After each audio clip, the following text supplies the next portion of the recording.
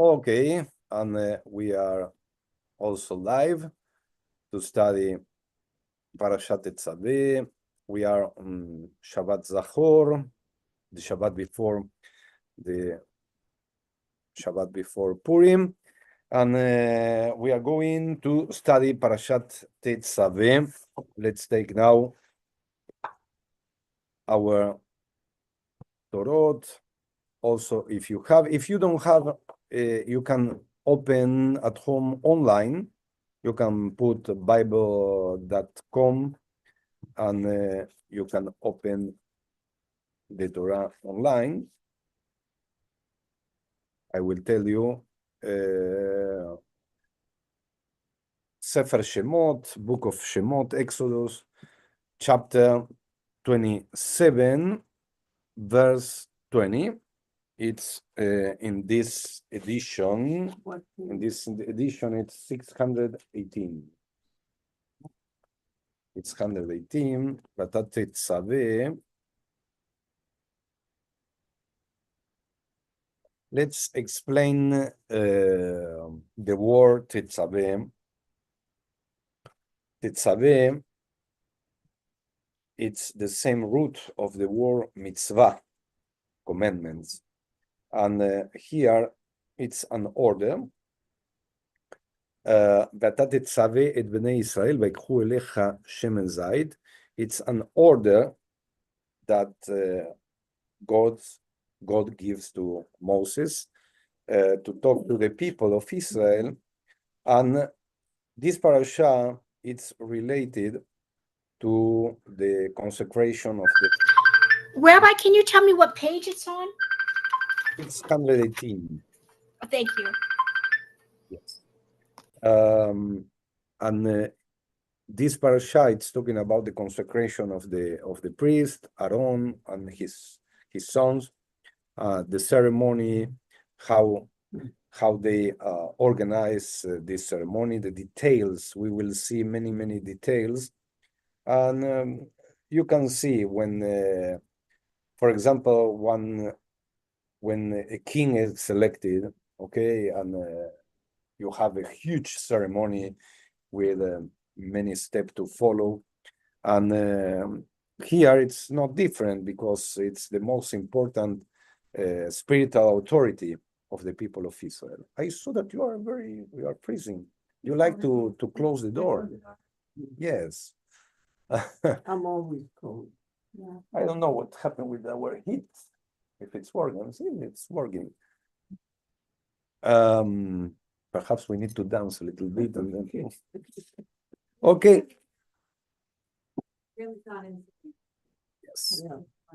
Okay.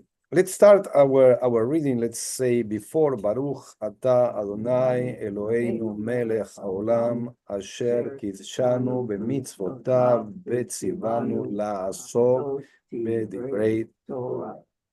Amen. Okay. Any one of you would like to read, to start the Torah reading? Parashat Tetzaveh. V'ata Tetzaveh, you shall further instruct. Who would like any volunteer at home in our screen? Do you have the Torah there or not? Yes. I'm looking. I'm sure. I'm not sure. I know you told me what page, but tell me again. 618. Okay, 618. Okay. I'm Yeah. sorry. The phone was ringing at the same time. Okay. Do you like to read? No, my eyes aren't good enough. Okay. Susie, we will invite. If we don't have that book, what it is it? Did you say it was Exodus? If you don't have the book, try to open online Exodus 27, verse 20.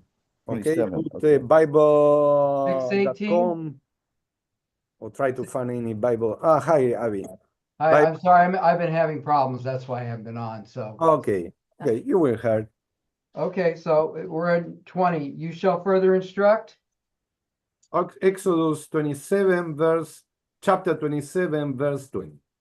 So you shall further instruct the Israelites to bring you clear oil of beaten olives for lighting. For Yes, exactly there. Okay, for kindling lamps regularly. Wait a minute. Susie is going to read here. Oh, Susie's gonna read. You got it, Yes, Susie. You shall further instruct the Israelites to bring you clear oil of beaten olives for lighting, for kindling lamps regularly. Aaron and his sons shall set them up in the tent of meeting outside the curtain which is over the pact, from evening to morning before the Lord. It shall be a dew from the Israelites for all time throughout the ages. You shall bring forward your brother Aaron with his sons from among the Israelites to serve me as priests. Aaron, Nadab, Abidu, Eleazar, Ithamar, the sons of Aaron. Okay, just a minute. Just a minute. We discover here an important value. Okay, a symbol that we can find in any synagogue around the world. That it's the ner tamid. The ner tamid in Hebrew, it's the lamps that we have, that it's 24 hours burns. Yes, it's now we replace the lamp by electricity, okay, but by in any synagogue that you enter around the world, you always look. This is always in the bima or near the bima or near the Aron HaKodesh, near the Holy Ark. Always it's a light on, and must be the 24 hours on. Today it's a light. In the past was candle, was fire, and the obligation, and this is something that the Kohanim, the priests, had the obligation to maintain and to keep. And it's very nice to see that this tradition started in the desert time, and we continue. And the evolution of the tradition, we change for a natural light for an artificial light, but the concept is the same, to have a light. And what does it mean, this light? Why this light? What we want with this light? Hi, Arnie. Hello, good morning. We are here studying. Oh, I'm sorry, you guys don't hear. Okay, don't worry. Don't say the number you need, please. Okay. Thank you. Okay. God is What present. represent? Yes, God presence. Perfect. Okay, God presence. This light represent God presence. It was very important because we are talking about the time of the desert. It was not so simple to maintain and to keep fire the 24 hours, but they did this. And nowadays it's simple because yeah, you just turn on and you never need to turn off this light. Right. And when you enter, this is my challenge, when you enter to the sanctuary, look at this light and you will remember the God presence. This light is very important because show us the place that God represents for our tradition, for our culture, for our people, and also for other people to see how important it's to us. It's a way for respect, and it's a way to remember. There are many different symbols to remember God. One of them is this light. Other symbols, it's, for example, the mezuzah that we have here in our homes. It's not a light, but it's a small scroll. Yes. Yeah. Yes, just in front of our eyes. Each time that we are going in or out from our homes, we remember the God's presence and the God blessings, and there are many symbols. Here we have the list of the priests: Aaron, Nadav, and Abihu, Elazar, and Itamar, the sons of Aaron. Do you think that this can be a problem? This choice that all of them are from Moses' family? Aaron was Was Moses' a brother. Yeah, Okay, so they're his it nephews. it can be a problem. Of course, yes, Mhm. because nowadays I don't remember in English what we say, but nowadays in many administrations you can choose relatives first, great Nepotism. relatives. It's called nepotism. Yes, Yeah. nepotism. Great, thank you. Nepotism. Okay, try to imagine in this time. Okay, many people can be jealous or against this choice. It was not different in this time, and we will see many leaders that appears to try to dispute Moses and Aaron power. Why they and why we not? And look at this. It shall be a dew from the Israelite for all times throughout the ages. This thing of power, it's going to come from generation to generation. Then, if you are Cohen, if your father is Cohen, you will be Cohen. You will be a priest, But not if your mother is called. but not if your mother. She was on both sides, father and mother. This is coming through the father, not by the mother's But side. yeah, But it will be a problem in the future, and we will see that others would like to be in Aaron's position, and not everybody agree. To be a priest, it's the most important spiritual degree that you can arrive, because it was Moses. It was considered rabbi, prophet, military leader, also spiritual leader. mhm. But then it's coming Aaron, and nowadays we have the figure of Rabbi Rashi in Israel, that it's the main rabbi who represent the spirituality, officially the spirituality, the state of Israel. And we have two Rabbi Rashi, two main rabbis from the Sephardi and from the Ashkenazi. But Get along? But not every Jew recognizes the Rabbi Rashi from Israel as his or her main rabbi. We have many religious movements around the world, and each movement have his own rabbi. Okay, we have, for example, Rabbi Rick Jacobs, that we recognize him as the president of the URJ, Union for Reform Judaism, as our main rabbi, who represent the movement here in America. We have Rabbi Sergio Bergman, who is the main authority of the World Union for Progressive Judaism. Okay, we have rabbis, but from different movements. We don't have just one rabbi. This is something different, for example, in the Catholic Church. The Catholic Church have just one authority, the Pope. Okay, and we wish him health.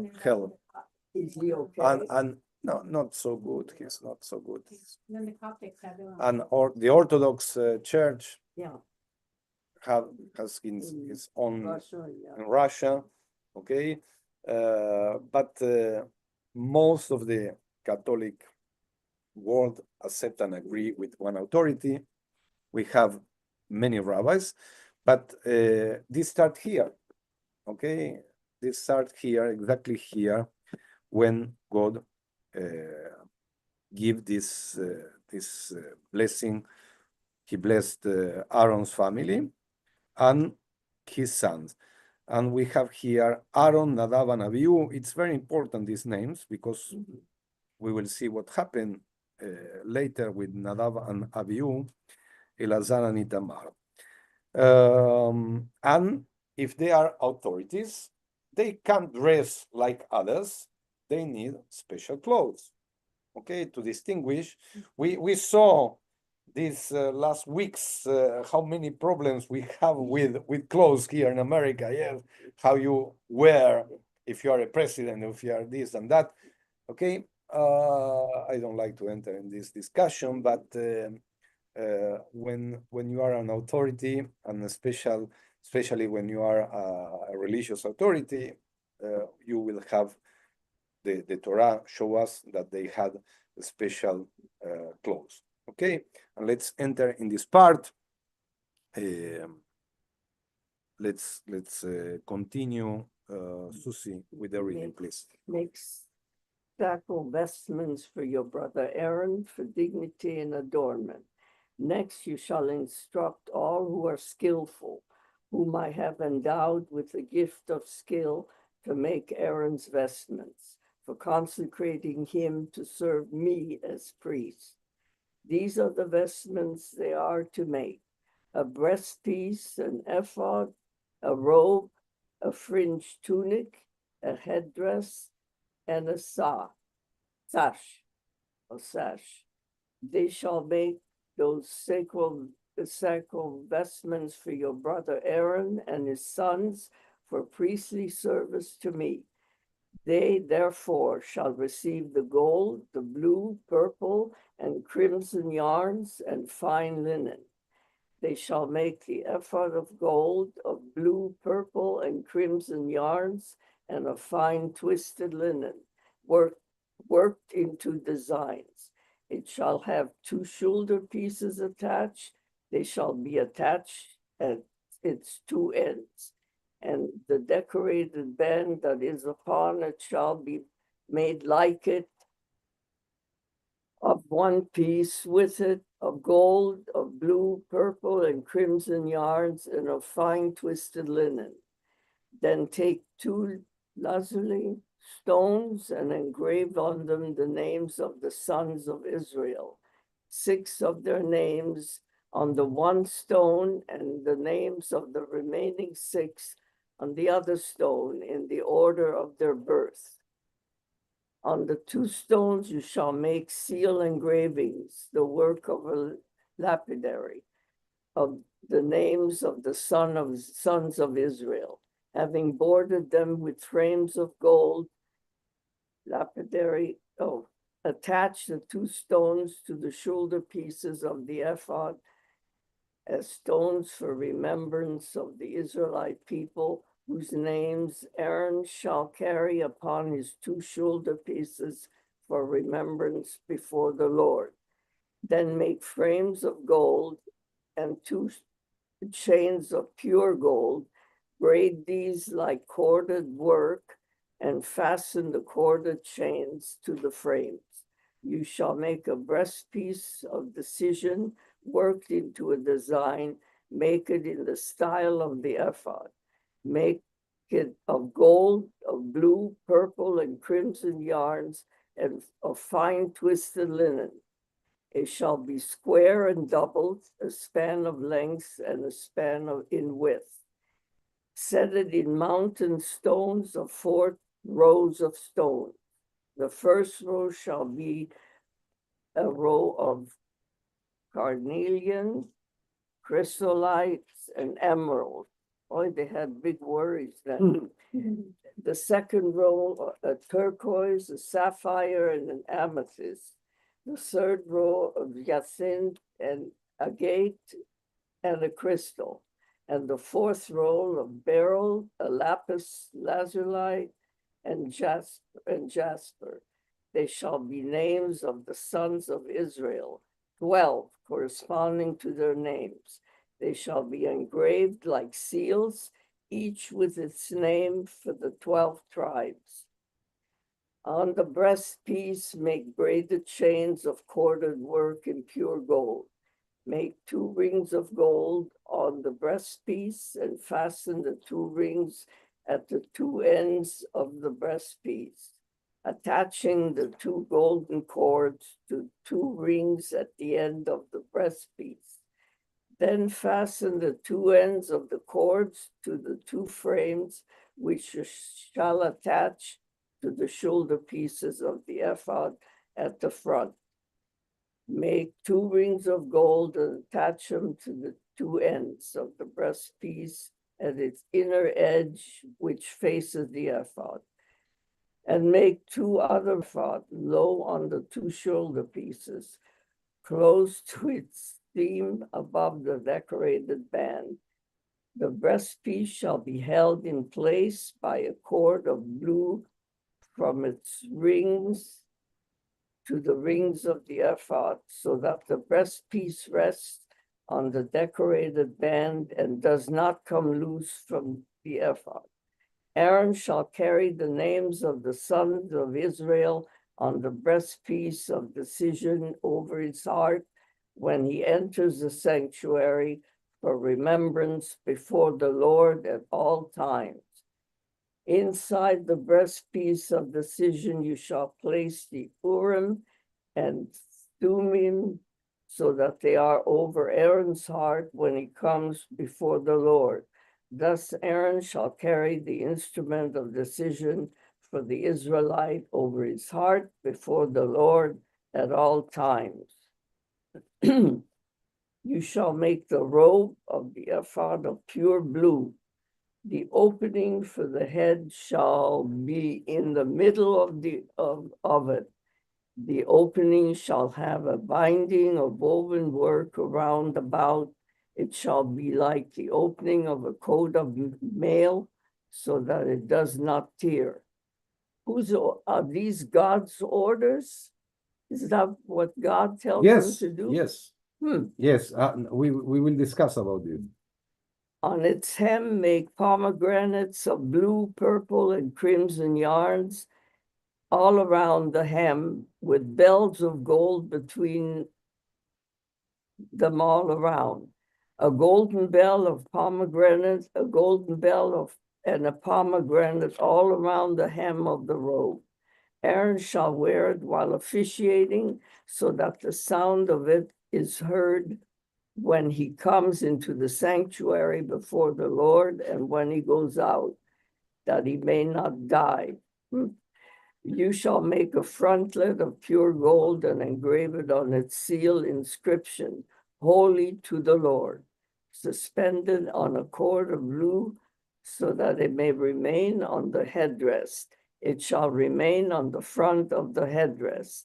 It shall be on Aaron's forehead, that Aaron may take away any sin arising from the holy things that the Israelites consecrate from any of their sacred donations. It shall be on his forehead at all times to win acceptance for them before the Lord.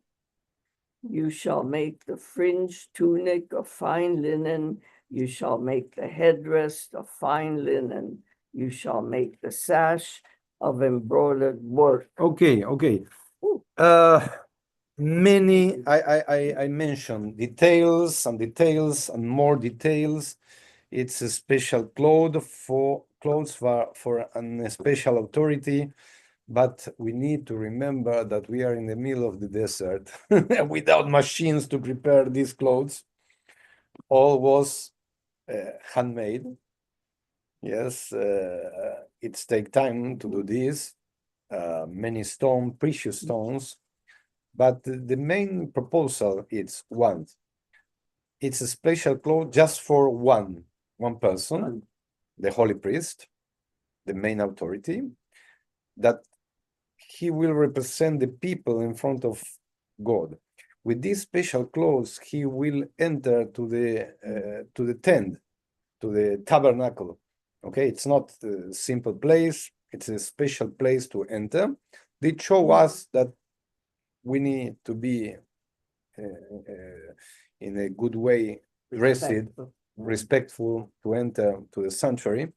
But here is also another important thing. He will represent the 12 tribes, and then he is the main authority. And it's like everybody or the entire people or the entire tribes are working to prepare these clothes for this person who had the main spiritual authority. we can see here details and details and more details and the sophistication of the indication. It's like a guide how to prepare these clothes, but this show us how important is the position. This is what we need to rescue to consider. Okay, it's a very important position. It's the same if I come in to pray in Shabbat. I'm not the holy priest, but if I'm not coming with appropriate clothes to pray, and I represent the community in front of God, in front of the Holy Ark, I need to be well dressed. And when I'm praying, I need to remember that I represent the community, the people who is there, who is in the sanctuary, the people who is not there, who would like to pray, but they can't be there here. And it's a responsibility. Okay, this responsibility God gave to Aaron and his son, and this is the reason that they receive special clothes. We don't have any description in the Torah about the Moses clothes. Yes, and he was the leader, but we see the details, and we can see also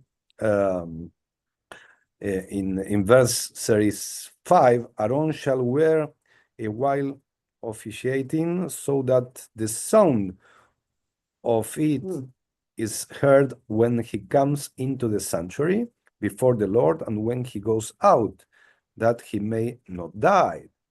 Okay, what happened? Because it was forbidden for the people to enter to the sanctuary or to enter to the Kodesh HaKodashim, the main place of the tabernacle where Luchot HaBrit were. Okay, if they didn't heard the Kohen walking, perhaps he died, and they can push him out because they couldn't enter. Okay, look the details of the details, and to see that the Kohen is also human and he can die inside, and then it was a way to recover the body of the Kohen if they didn't listen. If they didn't listen that the Kohen was the son of the Kohen. Yes.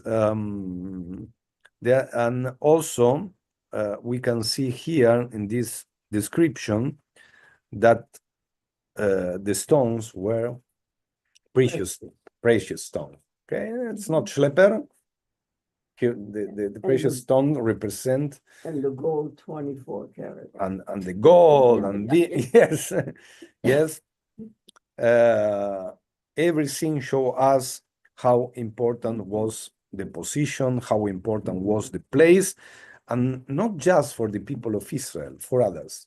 When you have a leader and you respect the leader, of course that others will respect this leader. If it's important, this leader for our own people will be important for others. And it's not a simple place. It's the most important place for the spirituality. Till today, when we are going to the Bima and the Holy Ark, it's the most important place in the sanctuary. Okay, the tabernacle with the Luchot HaBrit, they were. It was the most important place, and every tribe need to give their contribution. Okay, to make these special clothes. He is the authority, but at the same time, everybody needs to give a contribution, not just to prepare the clothes, also for the tabernacle. Okay, and here we have the description. Let's read a little bit about here on page 623. I don't know, Avi, if you have this, if you have the same Torah. Yes, good. Let's read deeper about the Ner Tamid, the regular light. the prescription to maintain the lights regularly?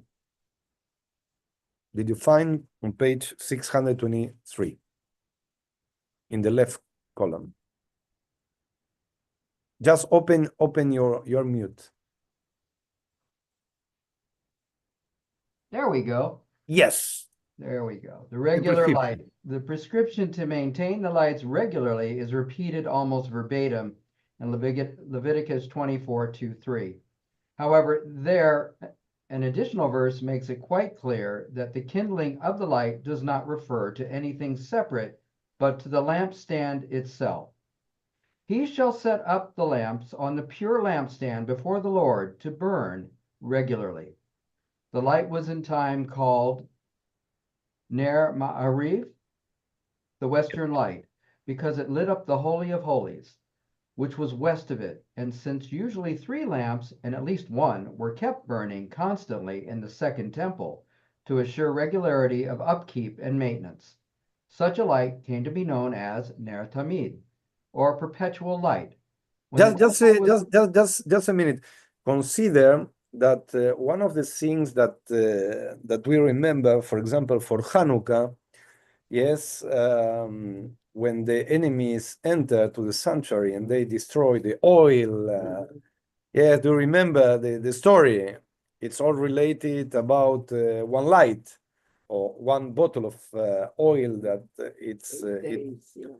it was to keep the Ner Tamid of the sanctuary. Okay, how important was, and then became the miracle of the 8 days. Okay, but we can see how important was later on in the temple. We are now in the desert.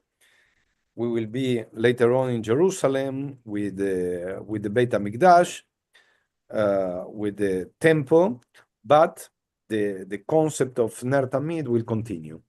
Please. When the temple was destroyed and the menorah deported to Rome as war booty, a separate light was lit in the synagogues, the small sanctuaries, to maintain as far as possible the intent of the Torah command. Originally, this light too was set opposite the ark, that is, on the western wall, but eventually was moved to the vicinity of the ark itself, into a niche by its side, and later as a suspended lamp above it. This is where the Ner Tamid is most often placed today.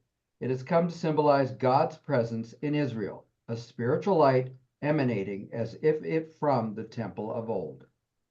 For a long time, oil lamps were used for the Ner Tamid, to be in time replaced by electric bulbs in most synagogues. However, there has lately been a return to the original method of kindling, with designated members of the congregation assuming the responsibility for the light's maintenance as it has been the case with the priests of old. Okay, thank you very much for this reading. Regular light. Nowadays, with the LED lights, this modern system, there are some bulbs who it's an imitation of fire. Did you see this kind of lights?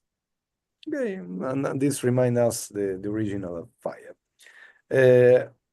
Let's read now about here another explanation of Tetzaveh. In the whole weekly portion, Tetzaveh, the name of Moses, it is not mentioned at all. The reason was that God knew that the days of Moshe's future death would be Adar 7, the time Tetzaveh is usually read at services. Okay, this is one explanation from the Gaon de Vilna. Because it's starting, I mentioned Be'ata Tetzaveh.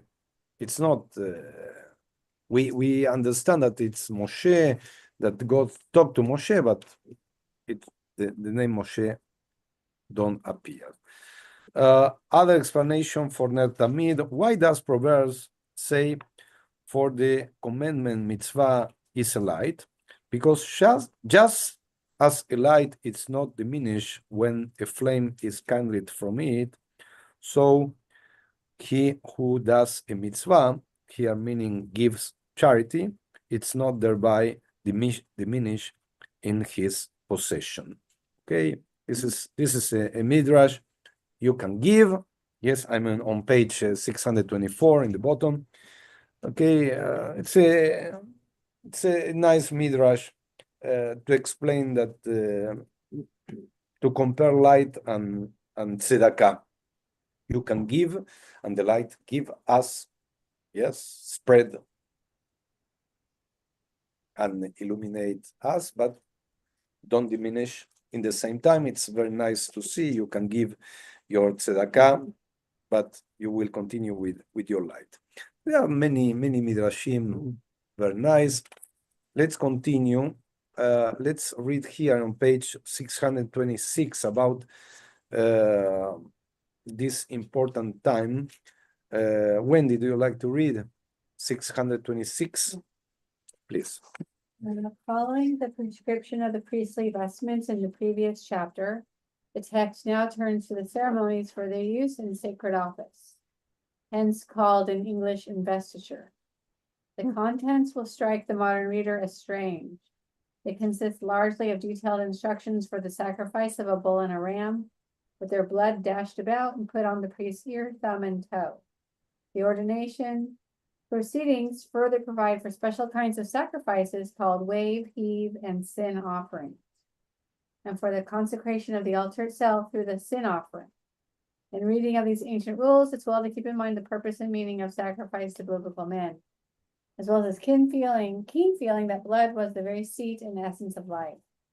These laws do not ask for our approval, they address themselves to the framework of their own time, which saw in such offerings the means of creating a sacred context for the faith community. It is consistent with the Torah's literary style to connect the investiture and its sacrifices with a further group of sacrificial laws, even though these do not at all deal with ordination. We're told about the daily sacrifices of 2 lambs along with meal offerings, which consist of flour, oil, and wine. These offerings are expressly instituted as perpetual practices, which has led many to believe that the text here is attempting to provide a historical basis for the daily sacrifices of later temple time. We further read of the incense altar, which is to be used when the lamps are tended in the morning and when they are kindled at night. This altar is to be reconsecrated once a year. Subject matter then shifts to the projection of a census and the provision that enrollment in the list requires that a 1/2 shekel contribution from every male aged 20 years and older. Then comes prescriptions for the construction of a wash basin that will assist the priest in maintaining ritual cleanliness. These are followed by rules that return to the subject of ordination, the mixing of the anointed oil for both the priest and the utensils, and of the incense. The particular mixtures are commanded for public but forbidden for private use. With all the instructions now complete, 2 skilled craftsmen, Bezalel and his assistant Oholiab, are chosen to carry out the complex work. The section ends with the statement that God finished speaking with Moses and he gave him the 2 tablets of the pact, stone tablets inscribed with the finger of God. Okay, thank you very much, Wendy. We can see here that it's not just important the clothes. We have an installation. Okay, we have a special moment in front the entire people to show that this person starts to be the holy priest, the Kohen Gadol, and it's a ceremony with sacrifices. They didn't have prayer books. Okay, we need to understand why the sacrifice. Okay, it was the connection between the man and God. They put fire in the animal. Yes, remember the concept. They give this fire like a gift for God, and God smell also the sacrifice. It was a way for connection, and it was different than other people. We sacrifice animals, and other people sacrifice persons, and it was very, very important to see that everybody needs to give his contribution. We talk about the 1/2 shekel Mahatzia shekel, not, it's, I wrote this because it's an important concept. Just let me read. Let me see.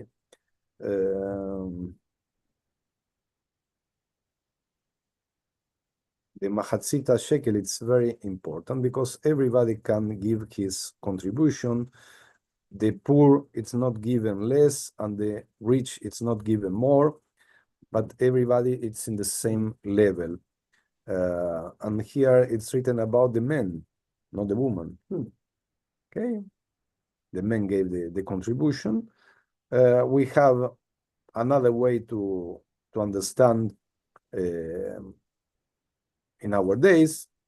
Yes, everybody can give a contribution. We are an egalitarian community, men and man can contribute. Let me see. I would like to read this. I don't find. Okay. I wrote in some place exactly how we say this.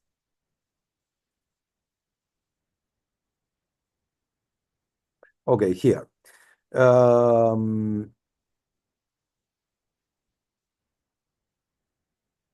A half shekel support communal sacrifice is the portable tent of meeting and later at the temple. The egalitarian nature of this contribution is emphasized. The rich shall not pay more, and the poor shall not pay less than half a shekel. The requirement that all individuals contribute equally to the community helped develop a sense of unity crucial to the new nation created by the Exodus. Okay, if everybody pay the same, okay, everybody have this the same opportunity and rights. Okay, nowadays, if you would like to give more than half shekel, you can give your half shekel plus. Okay, you can pay your contribution to the temple if you would like to donate more. The temple is not going to say no. No. But we are, okay, we start in the same level. Everybody can consider himself in the same level. And this is something that start in the desert time, when the people didn't have a bank account. Okay, and when half shekel was really perhaps a lot of money. Shekel, it's coming from the Hebrew word weight. Lishkol, yes, it's the weight of something. Okay, we have now the description of the ceremony and also the details, and we have here the shemen, the oil was really very important till today. When it's a king installation, okay, they put some oil in the head. Did you see this or not? No, Yes, Oh. try to see the ceremony of King Charles. I thought This is- just the crown.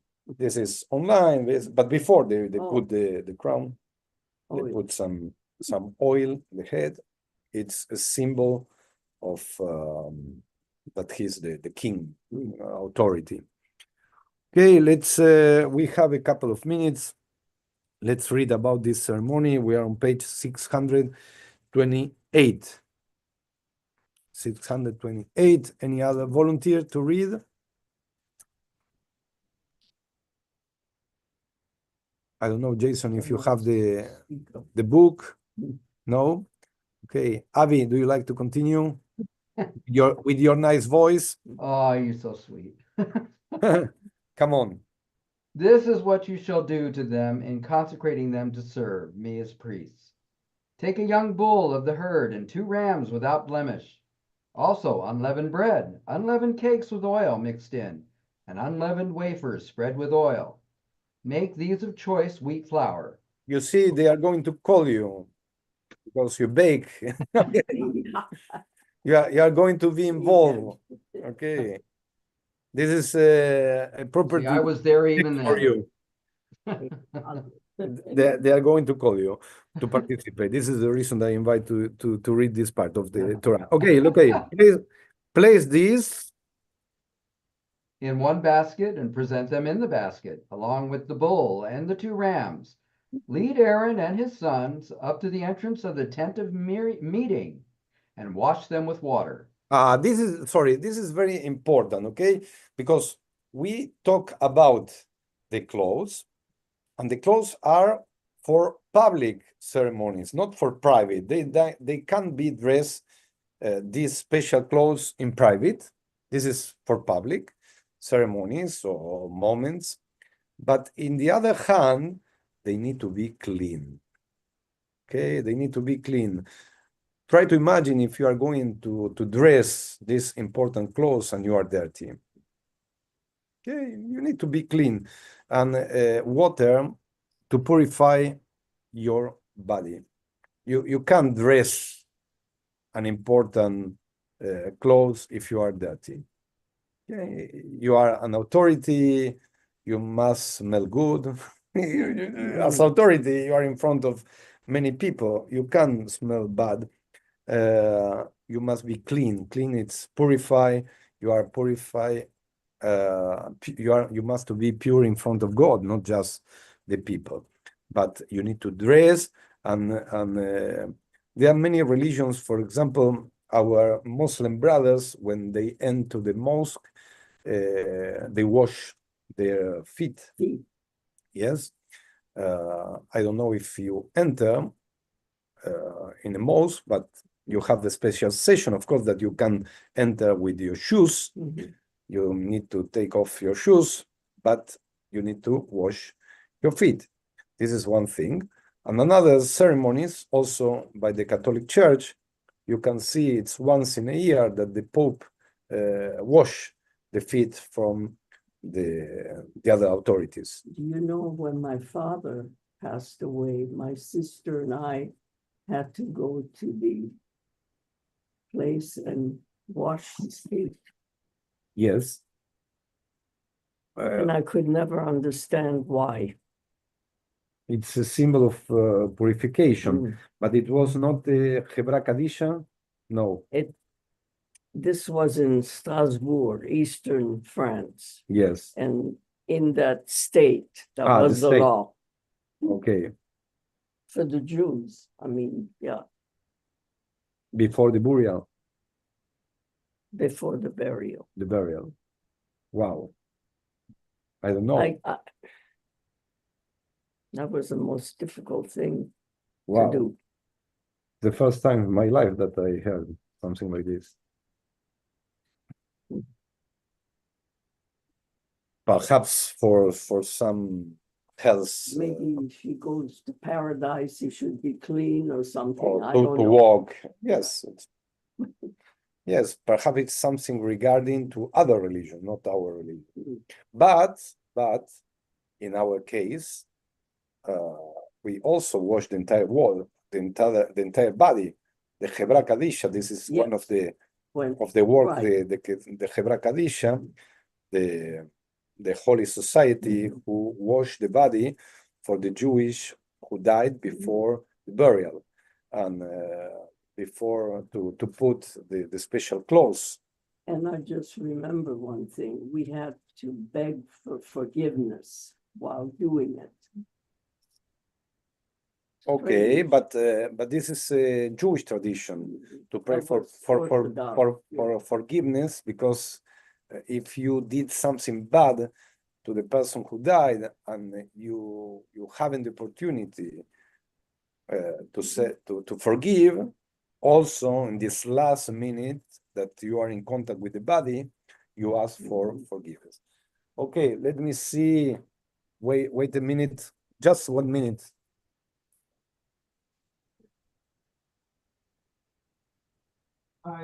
That's me a napkin, please. Yeah. Can you open the door? Oh, yeah. Okay.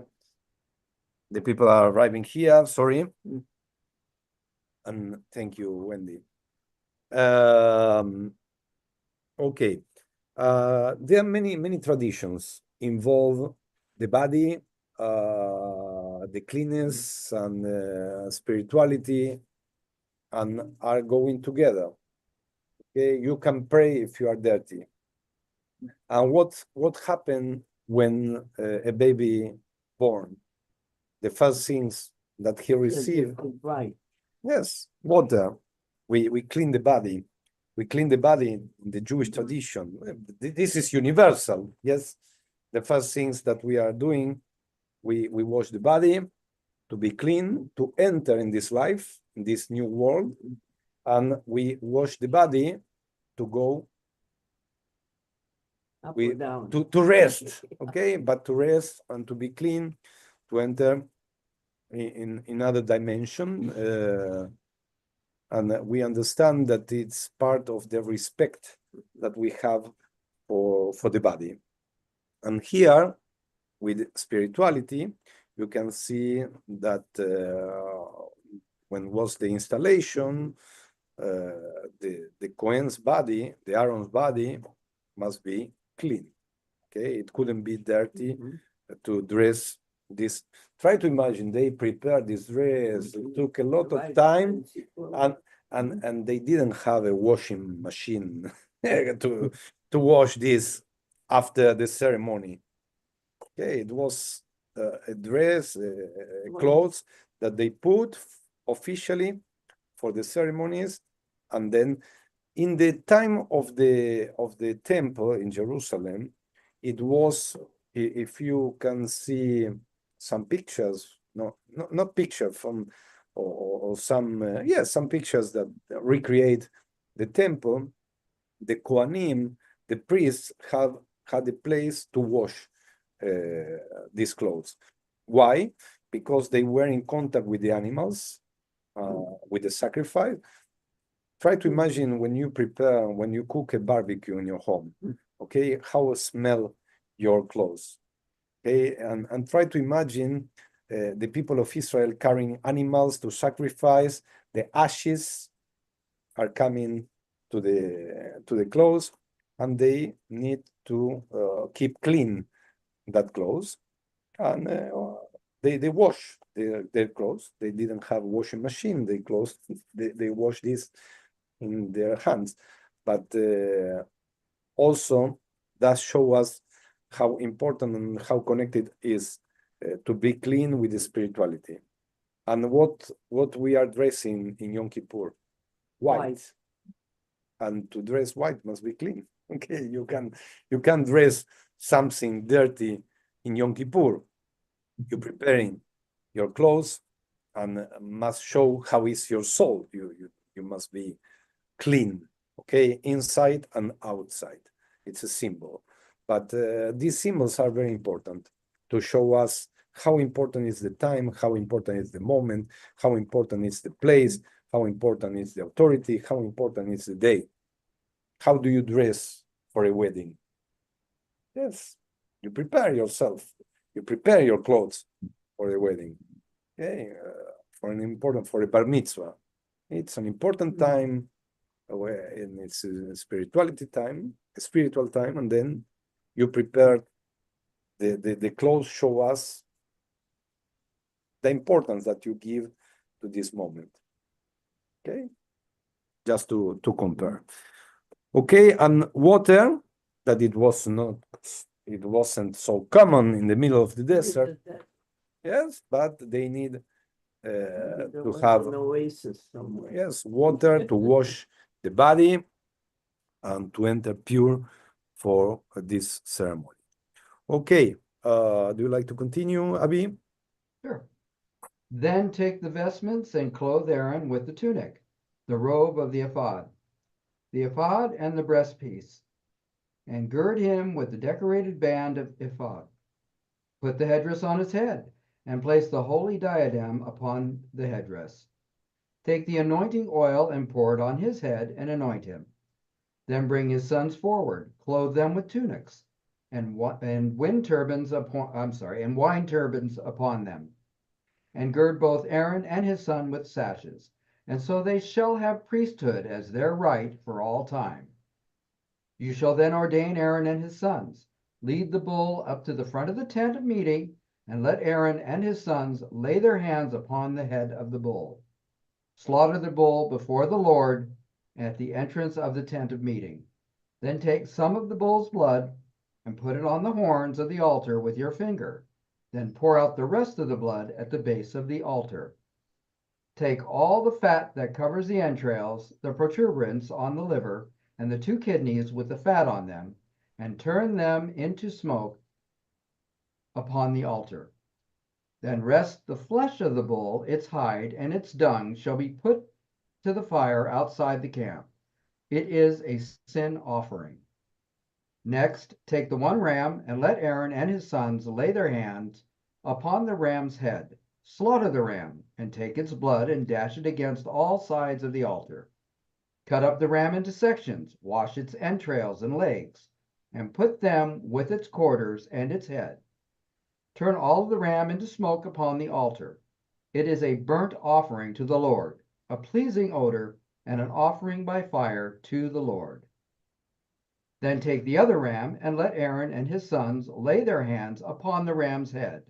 Slaughter the ram, and take some of its blood, and put it on the ridge of Aaron's right ear, and on the ridges of his sons' right ears, and on the thumbs of their right hands, and on the big toes of their right feet, and dash the rest of the blood against every side of the altar round about. Take some of the blood that is on the altar, and some of the anointing oil, and sprinkle upon Aaron and his vestments, and also upon his sons and his sons' vestments. Thus shall he and his vestments be holy, as well as his sons and his sons' vestments.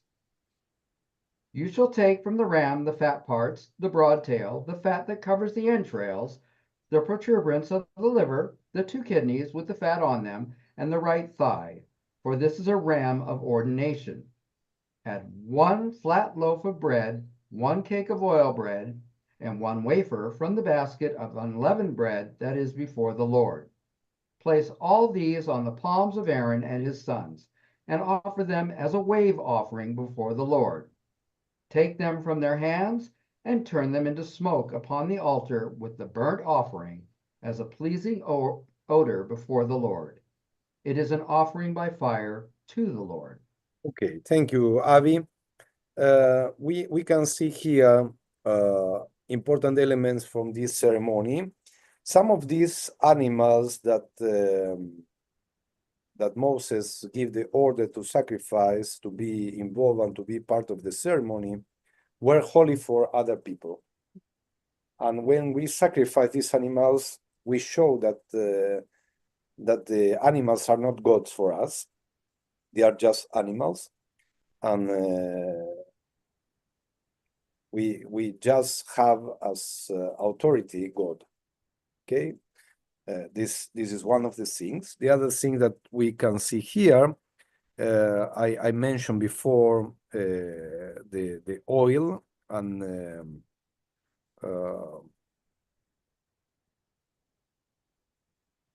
take, and in verse 7 it's really clear.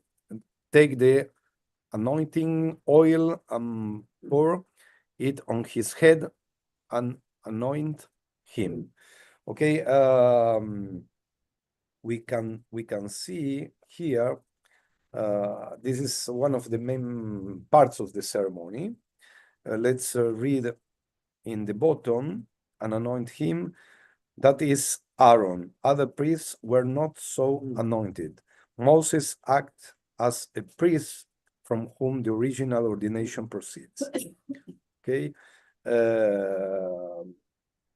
and for all times, in addition, meant to underline the exclusive right of Aaron's line. It will be a problem later on because we are speaking about that all of us are part of Mamlechet Kohanim, the kingdom of priests, and then others like to be in Aaron's place. Why not? The sacrifice connected with the ordination was apparently both for past sins and a prophylactic for the future.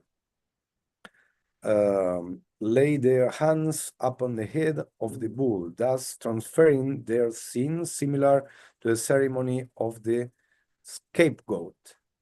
The word for rabbinic ordination, semicha, derives from samach, to lie on hands. Yes, it's like you put the power in the other.